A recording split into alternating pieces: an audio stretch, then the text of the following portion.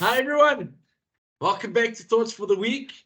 It is blisteringly cold today, but we're going to try switch on our brains and get through this topic nicely.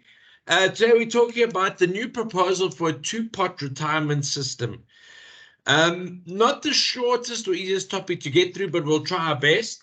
Mo, let's start off with the basic question, because I'm sure most people haven't heard of this yet. So what is it and what does it entail?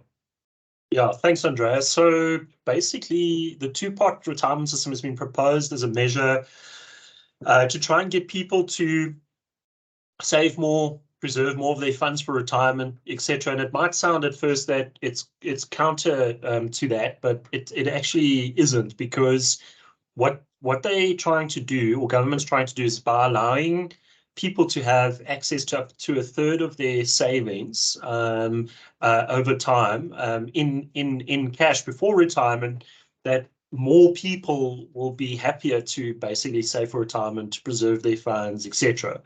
So that's essentially why it's being done. What the two-pot retirement system is, we have to just take one step back to understand that. So essentially, it's part of what has already been put in place to try and bring the industry more up to date and to get people to save better for retirement. I mean, two of the measures that have been put in place before this include tax-free retirement accounts that have been in place now for almost 10 years.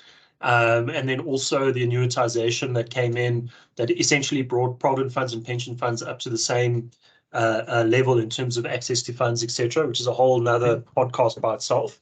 And this is now the next thing that they're bringing in place to say, how do we get people to save more? Yeah, so the current system works that if you have a retirement annuity above a certain amount of money, you cannot access that retirement annuity until age 55, where you can then take 1/3 upfront in cash and then 2/3 into another retirement vehicle. That's also an episode on its own. So what is the change in the new system? Yeah, so basically that's one of the issues. The other issue is people not preserving their funds when they leave their employer because they're worried about getting stuck. So the new system will basically say that from March 2024, if it obviously gets put in place by then, because it isn't final yet, but if it does, then essentially a third of your savings from that date will build up in a separate pot within the same account, and you'll have access to that pot in cash should you Before need age 55. Yes. Okay, good. So that, yeah.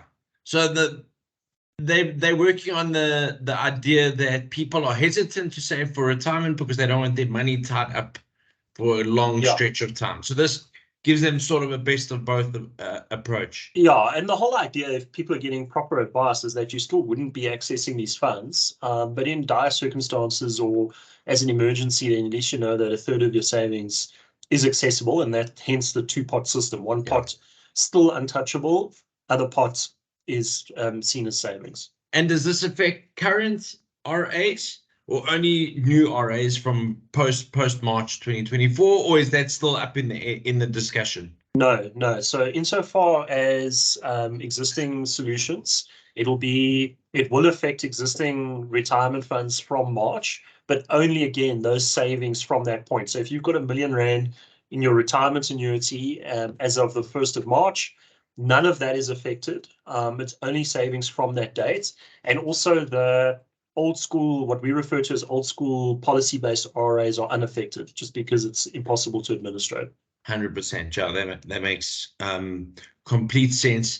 And just to throw your curveball there, how would it affect your the tax that you currently can claim back on retirement annuities? Is that affected at all? Does that only become, you can only then claim 2/3, or can you still claim the full amount? No, so to our understanding, that remains unchanged. So if you're putting 500 Rand a month into your retirement annuity or RA, you still deduct the 500 Rand. And then obviously I would assume that when you withdraw, that'll go up against your tax-free withdrawal rates pre-retirement. Yeah, and again, we still need to confirm exactly how they're going to approach that. Look, as a disclaimer, this is still a proposal that Yeah. hasn't been put through yet. You know, we just, as good planners, are planning ahead and looking at it before the time.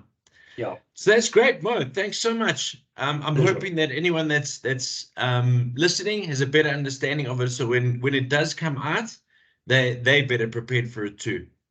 Thanks so Absolutely. much. Yeah. Pleasure. Thank you, Andrea. Until the next one. Alrighty. Thanks everyone for watching. If you enjoyed the content, please don't forget to give us a thumbs up and to subscribe to the channel. Just a disclaimer, these are our thoughts and opinions and not to be misconstrued as advice. Cheers.